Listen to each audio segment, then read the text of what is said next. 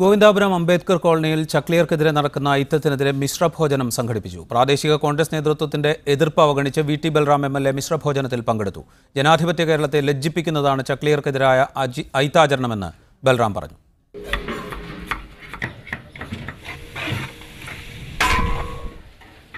തങ്ങൾ തന്നെ തയ്യാറാക്കിയ ഭക്ഷണം തങ്ങളോടൊപ്പം കഴിക്കാൻ എല്ലാവരെയും ചക്ലിയർ ക്ഷണിച്ചിരുന്നു.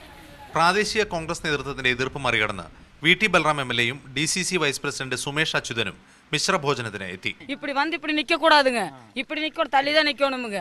பின்ன அவங்க எத்தனை உடம்பு பிடிச்சாலும் நாங்க தள்ளி தான் நின்று இருக்கணும்.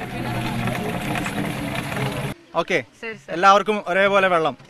ഓക്കെ, സാധാരണക്കാരായിട്ടുള്ള പട്ടികജാതി വിഭാഗത്തിൽപ്പെട്ട ശക്ലിയ വിഭാഗക്കാർ രണ്ട് പൈപ്പിൽ നിന്നും ഒരുപോലെ വെള്ളമെടുത്ത് ആ ജാതീയമായിട്ടുള്ള വേർതിരിവ് ഒരിക്കലും നമുക്ക് കേരളത്തിന് അംഗീകരിക്കാൻ കഴിയാത്ത ആ ജാതീയമായിട്ടുള്ള വേർതിരിവ് ഇന്നത്തോടുകൂടി അവസാനിപ്പിച്ചിരിക്കുകയാണ്.